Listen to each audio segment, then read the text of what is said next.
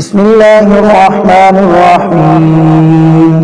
الحمد لله رب العالمين الرحمن الرحيم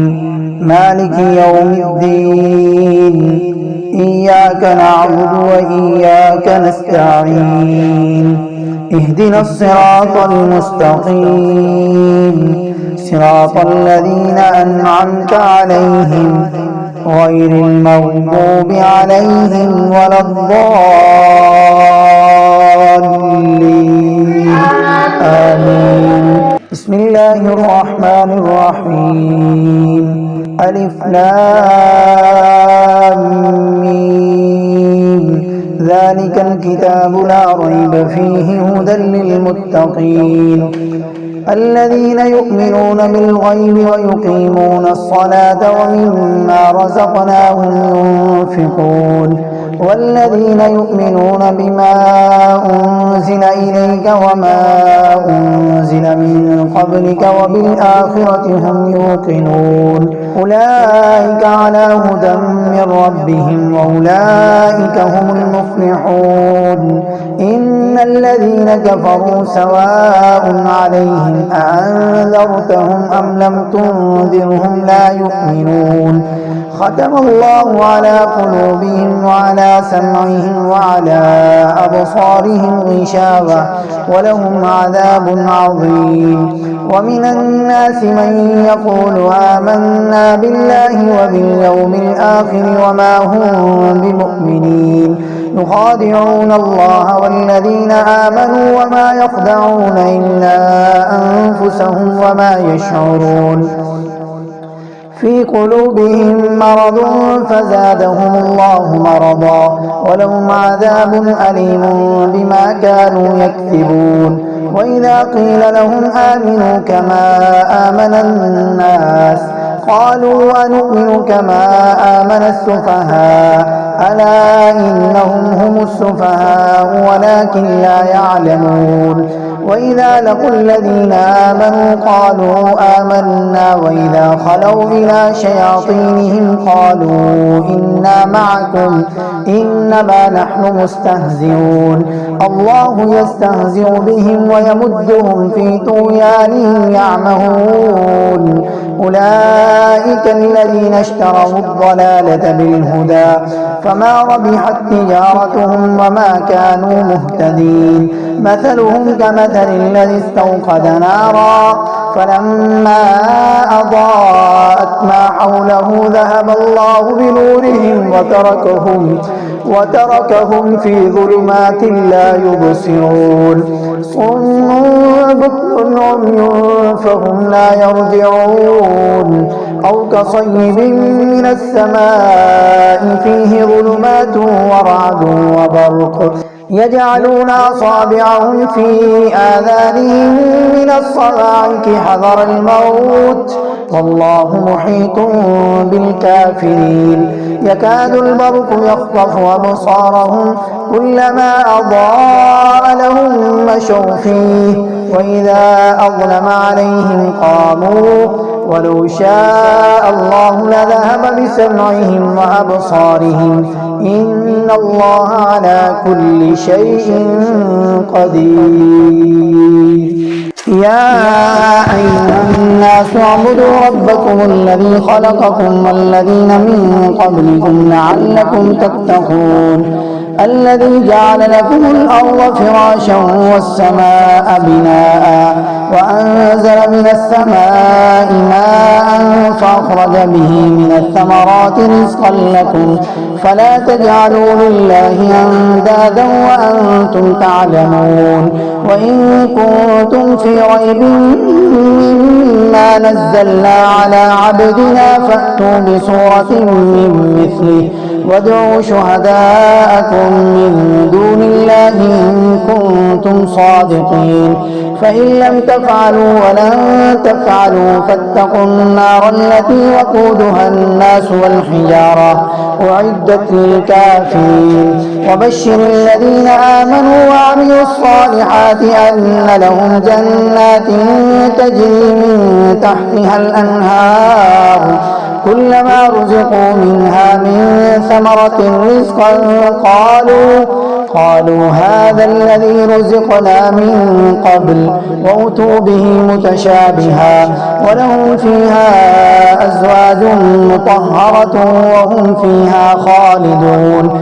إن الله لا يستحيي أن يضرب مثلا ما بعوضة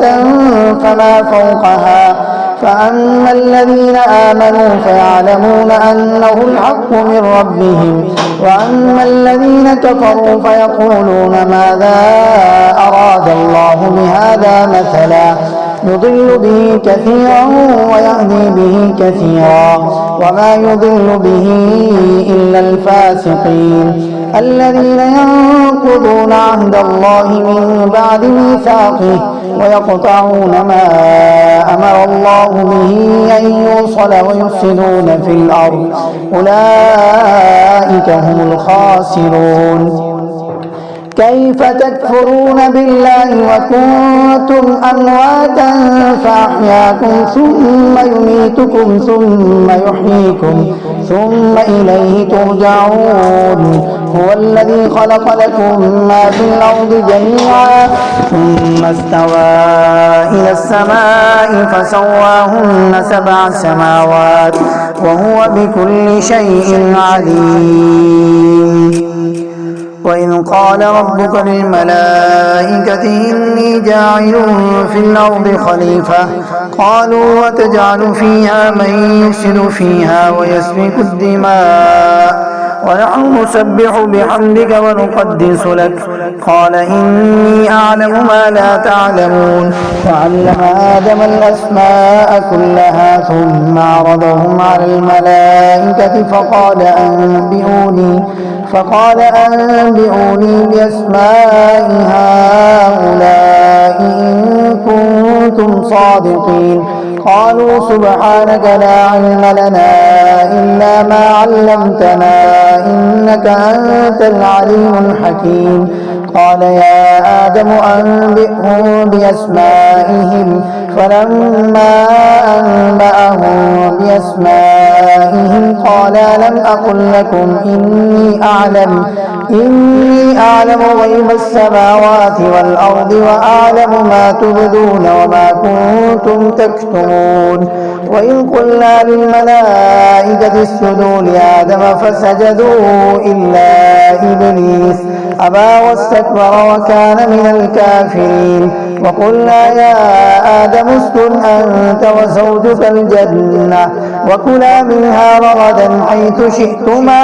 ولا تقربا هذه الشجرة فتكونا من الظالمين فأزلهما الشيطان عنها فأخرجهما مما كانا فيه وقلنا اهبطوا بعضكم لبعض عدو ولكم في الأرض مستقر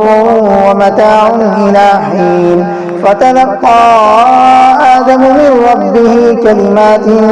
فتاب عليه إنه هو التواب الرحيم قلنا اهبطوا منها جميعا فإما يأتينكم مني هدى فمن تبع هداي فلا خوف عليهم ولا هم يحزنون والذين كفروا وكذبوا بآياتنا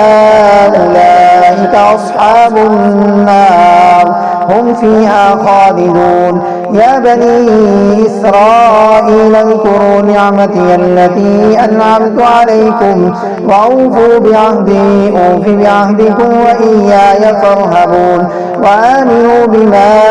أنزلت مصدقا لما معكم ولا تكونوا أول كافر به ولا تشتروا بآياتي ثمنا قليلا وإياي فاتقون ولا تلبسوا الحق بالباطل وتكتموا الحق وأنتم تعلمون وأقيموا الصلاة وآتوا الزكاة واركعوا مع الراكعين أتأمرون الناس بالبر وتنسون أنفسكم وأنتم تتلون الكتاب أفلا تعقلون واستعينوا بالصبر والصلاة وإنها لكبيرة إلا على الخاشعين الذين يظنون أنهم ملاقو ربهم وأنهم إليه راجعون. يا بني إسرائيل اذكروا نعمتي التي أنعمت عليكم وأني فضلتكم على العالمين. واتقوا يوما لا تجزي نفس عن نفس شيئا ولا يقبل منها شفاعة ولا يؤخذ منها عدل ولا هم ينصرون. وإذ نجيناكم من آل فرعون يسومونكم سوء العذاب يذبحون أبناءكم ويستحيون نساءكم وفي ذلكم بلاء من ربكم عظيم. وإذ فرقنا بكم البحر فأنجيناكم وأغرقنا آل فرعون وأنتم تنظرون. وإذ واعدنا موسى 40 ليلة ثم اتخذتم العجل من بعده وأنتم ظالمون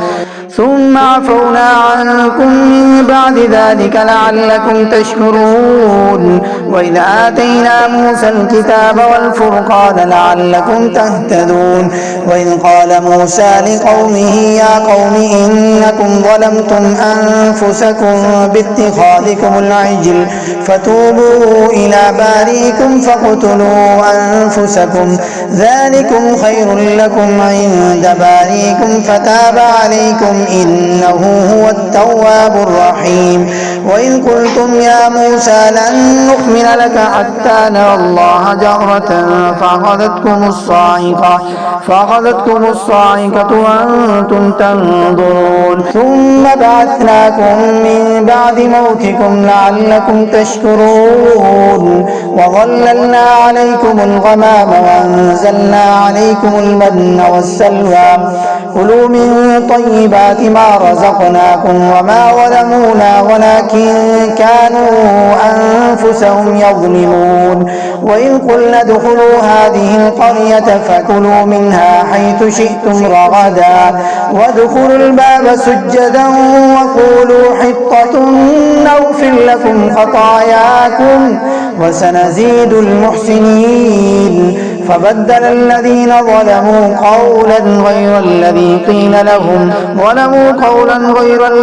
قيل لهم فأنزلنا على الذين ظلموا رجزا من السماء بما كانوا يفسقون. وإذ استسقى موسى لقومه فقل اضرب بعصاك الحجر فانفجرت منه 12 عينا قد علم كل أناس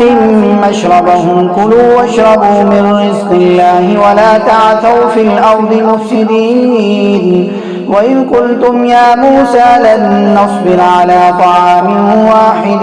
فادع لنا ربك يخرج لنا مما تنبت الأرض من بقلها وقثائها وفومها وعدسها وبصلها قال أتستبدلون الذي هو أدنى بالذي هو خير اهبطوا مصرا فإن لكم ما سألتم وضربت عليهم الذلة والمسكنة وباءوا بغضب من الله ذلك بأنهم كانوا يكفرون بآيات الله ويقتلون النبيين بغير الحق ذلك بما عصوا وكانوا يعتدون. إن الذين آمنوا والذين هادوا والنصارى والصابئين من آمن بالله واليوم الآخر وعمل صالحا فلهم أجرهم عند ربهم ولا خوف عليهم ولا هم يحزنون. وإذ أخذنا ميثاقكم ورفعنا فوقكم الطور خذوا ما آتيناكم بقوة واذكروا ما فيه لعلكم تتقون ثم توليتم من بعد ذلك فلولا فضل الله عليكم ورحمته لكنتم من الخاسرين. ولقد علمتم الذين اعتدوا منكم في السبت فقلنا لهم كونوا قردة خاسئين فجعلناها نكالا لما بين يديها وما خلفها وموعظة للمتقين. وإذ قال موسى لقومه إن الله يأمركم أن تذبحوا بقرة قالوا وتتخذنا هزوا قال أعوذ بالله أن أكون من الجاهلين قالوا ادع لنا ربك يبين لنا ما هي قال إنه يقول إنها بقرة لا فارض ولا بكر عوان بين ذلك فافعلوا ما تؤمرون قالوا ادع لنا ربك يبين لنا ما لونها قال إنه يقول إنها بقرة صفراء فاكع لونها تسر الناظرين قالوا ادع لنا ربك يبين لنا ما هي إن البقرة شابه علينا وإنا إن شاء الله لمهتدون قال إنه يقول إنها بقرة لا ذلول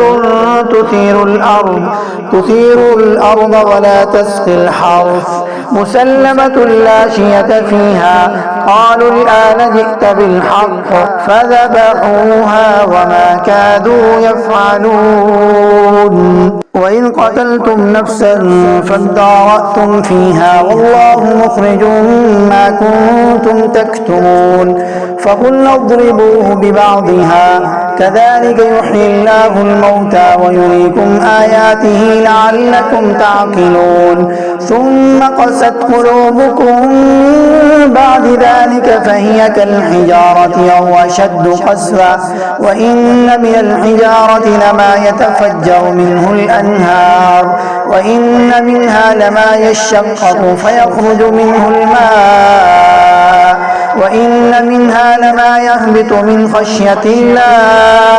وما الله بغافل عما تعملون أفتطمعون أن يؤمنوا لكم وقد كان فريق منهم يسمعون كلام الله ثم يحرفونه من بعد ما عقلوه وهم يعلمون وإذا لقوا الذين آمنوا قالوا آمنا وإذا خلا بعضهم إلى بعض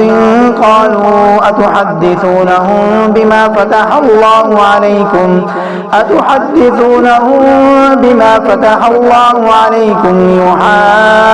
يحاجوكم به عند ربكم أفلا تعقلون أولا يعلمون أن الله يعلم ما يسرون وما يعلنون ومنهم أميون لا يعلمون الكتاب إلا أماني وإن هم إلا يظنون فويل للذين يكتبون الكتاب بأيديهم ثم يقولون هذا من عند الله ليشتروا به ثمنا قليلا فويل لهم مما كتبت أيديهم وويل لهم مما يكسبون وقالوا لن تمسنا النار إلا أياما معدودة قل أتخذتم عند الله عهدا فلن يخلف الله عهده أم تقولون على الله ما لا تعلمون بلى من كسب سيئة وأحاطت به خطيئته فأولئك أصحاب النار هم فيها خالدون والذين آمنوا وعملوا الصالحات أولئك أصحاب الجنة هم فيها خالدون وإذ أخذنا ميثاق بني إسرائيل لا تعبدون إلا الله وبالوالدين إحسانا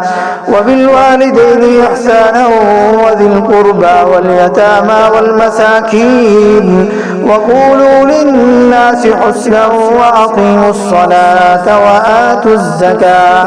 ثم توليتم إلا قليلا منكم وأنتم معرضون وإذ أخذنا ميثاقكم لا تسفكون دماءكم ولا تخرجون أنفسكم من دياركم ثم أقررتم وأنتم تشهدون ثم أنتم هؤلاء هؤلاء تقتلون أنفسكم وتخرجون فريقا منكم من ديارهم تظاهرون عليهم بالإثم والعدوان وإن يأتوكم أسارى تفادوهم وهو محرم عليكم إخراجهم أفتؤمنون ببعض الكتاب وتكفرون ببعض فما جزاء من يفعل ذلك منكم إلا خزي في الحياة الدنيا ويوم القيامة يردون إلى أشد العذاب وما الله بغافل عما تعملون أولئك الذين اشتروا الحياة الدنيا بالآخرة فلا يخفف عنهم العذاب ولا هم ينصرون ولقد آتينا موسى الكتاب وقفينا من بعده بالرسل وآتينا عيسى ابن مريم البينات وأيدناه بروح القدس أفكلما جاءكم رسول بما لا تهوى أنفسكم استكبرتم ففريقا كذبتم وفريقا تقتلون وقالوا قلوبنا غلف بل لعنهم الله بكفرهم فقليلا ما يؤمنون ولما جاءهم كتاب من عند الله مصدق لما معهم وكانوا من قبل يستفتحون على الذين كفروا فلما جاءهم ما عرفوا كفروا به فلعنة الله على الكافرين بئس ما اشتروا به أنفسهم أن يكفروا بما أنزل الله بغيا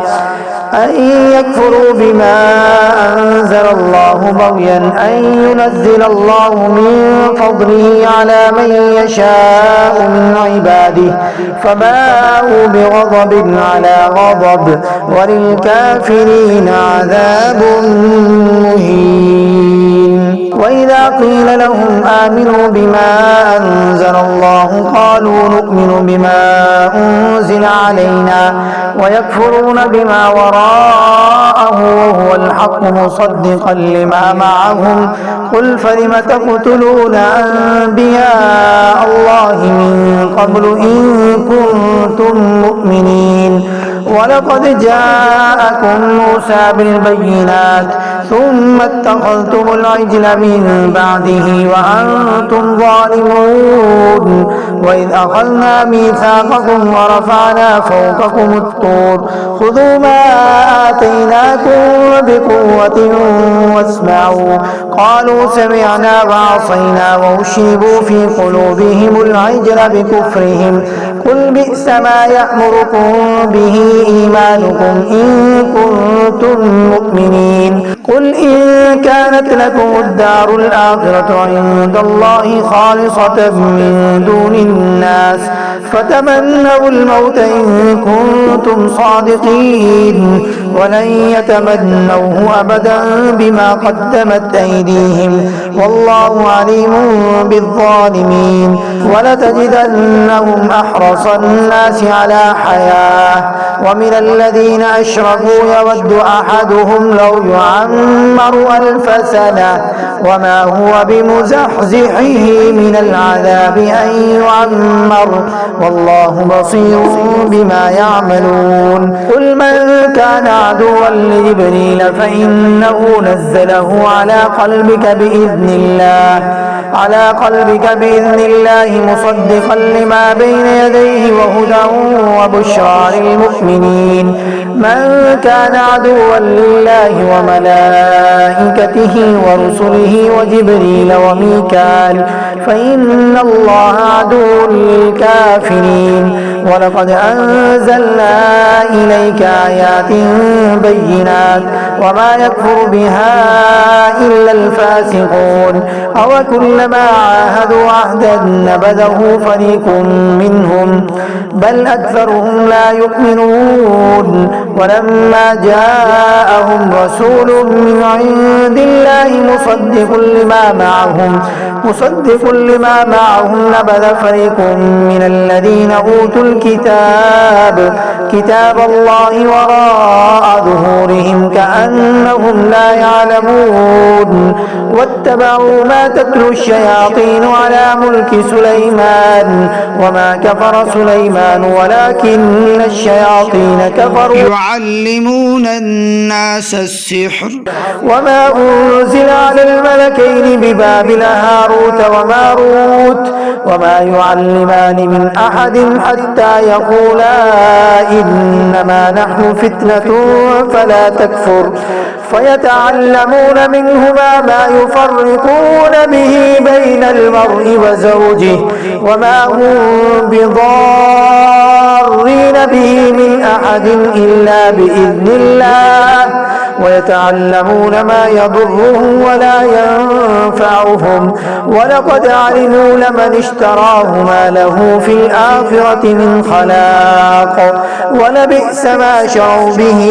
أنفسهم لو كانوا يعلمون ولو أنهم آمنوا واتقوا لمثوبة من عند الله خير لو كانوا يعلمون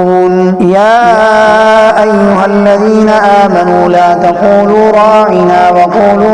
انظرنا واسمعوا وللكافرين عذاب أليم ما يود الذين كفروا من أهل الكتاب ولا المشركين أن ينزل عليكم من خير من ربكم والله يختص برحمته من يشاء والله ذو الفضل العظيم ما ننسخ من آية أو ننسها نأت بخير منها أو مثلها ألم تعلم أن الله على كل شيء قدير ألم تعلم أن الله له ملك السماوات والأرض وما لكم من دون الله من ولي ولا نصير أم تريدون أن تسألوا رسولكم كما سئل موسى من قبل ومن يتبدل الكفر بالإيمان فقد ضل سواء السبيل ود كثير من أهل الكتاب لو يردونكم من بعد إيمانكم كفارا حسدا من عند أنفسهم من بعد ما تبين لهم الحق فاعفوا واصفحوا حتى يأتي الله بأمره إن الله على كل شيء قدير وأقيموا الصلاة وآتوا الزكاة وما تقدموا لأنفسكم من خير تجدوه عند الله إن الله بما تعملون بصير وقالوا لن يدخل الجنة إلا من كان هودا أو نصارى تلك أمانيهم قل هاتوا برهانكم إن كنتم صادقين بلى من أسلم وجهه لله وهو محسن فله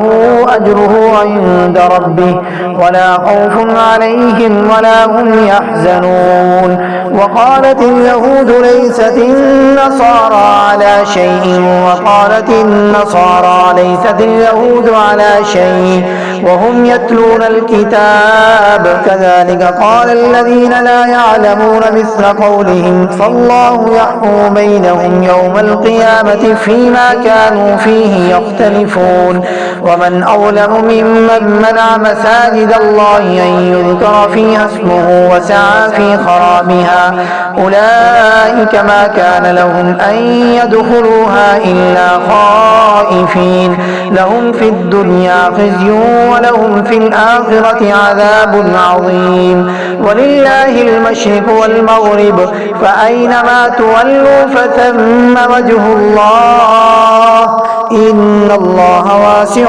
عليم وقالوا اتخذ الله ولدا سبحانه بل له ما في السماوات والأرض كل له قانتون بديع السماوات والأرض وإذا قضى أمرا فإنما يقول له كن فيكون وقال الذين لا يعلمون لولا يكلمنا الله أو تأتينا آية كذلك قال الذين من قبلهم مثل قولهم تشابهت قلوبهم قد بينا الآيات لقوم يوقنون إنا أرسلناك بالحق بشيرا ونذيرا ولا تسأل عن أصحاب الجحيم ولن ترضى عنك اليهود ولا النصارى حتى تتبع ملتهم قل إن هدى الله هو الهدى ولئن اتبعت أهواءهم بعد الذي جاءك من العلم ما لك من الله من ولي ولا نصير الذين آتيناهم الكتاب يتلونه حق تلاوته أولئك يؤمنون به ومن يكفر به فأولئك هم الخاسرون يا بني إسرائيل اذكروا نعمتي التي أنعمت عليكم وأني فضلتكم على العالمين واتقوا يوما لا تجزي نفس عن نفس شيئا ولا يقبل منها عدل ولا تنفعها شفاعة ولا هم ينصرون وإذ ابتلى إبراهيم ربه بكلمات فأتمهن قال إني جاعلك للناس إماما قال ومن ذريتي قال لا ينال عهد الظالمين وإذ جعلنا البيت مثابة للناس وأمنا واتخذوا من مقام إبراهيم مصلى وعهدنا إلى إبراهيم وإسماعيل أن طهر بيتي للطائفين والعاكفين والركع السجود وإذ قال إبراهيم رب اجعل هذا بلدا آمنا وارزق أهله من الثمرات من آمن منهم بالله واليوم الآخر قال ومن كفر فأمتعه قليلا ثم أضطره إلى عذاب النار وبئس المصير وإذ يرفع إبراهيم القواعد من البيت وإسماعيل ربنا تقبل منا إنك أنت السميع العليم ربنا واجعلنا مسلمين لك ومن ذريتنا أمة مسلمة لك وأرنا مناسكنا وتب علينا إنك أنت التواب الرحيم ربنا وابعث فيهم رسولا منهم يتلو عليهم آياتك ويعلمهم الكتاب والحكمة ويزكيهم إنك أنت العزيز الحكيم ومن يرغب عن ملة إبراهيم إلا من سفه نفسه ولقد اصطفيناه في الدنيا وإنه في الآخرة لمن الصالحين إذ قال له ربه أسلم قال أسلمت لرب العالمين ووصى بها إبراهيم بنيه ويعقوب يا بني إن الله اصطفى لكم الدين فلا تموتن إلا وأنتم مسلمون أم كنتم شهداء إذ حضر يعقوب الموت إذ قال لبنيه ما تعبدون من بعدي قالوا نعبد إلهك وإله آبائك إبراهيم وإسماعيل وإسحاق إلها واحدا ونحن له مسلمون تلك أمة قد خلت لها ما كسبت ولكم ما كسبتم ولا تسألون عما كانوا يعملون وقالوا كونوا هودا أو نصارى تهتدوا قل بل ملة إبراهيم حنيفا وما كان من المشركين قولوا آمنا بالله وما أنزل إلينا وما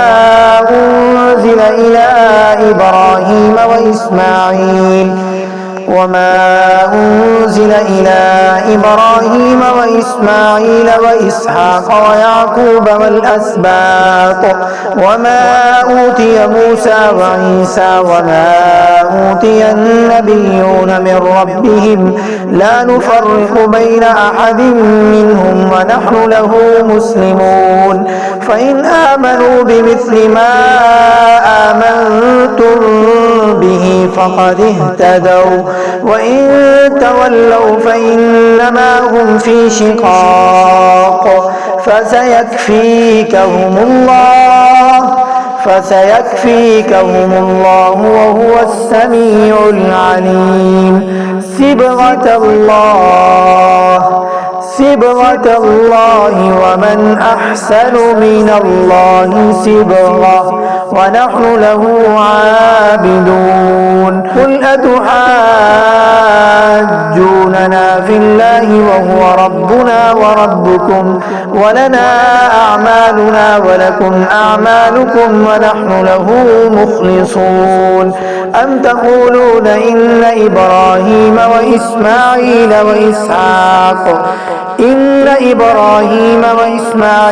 وإسحاق ويعقوب والأسباط كانوا هودا أو نصارى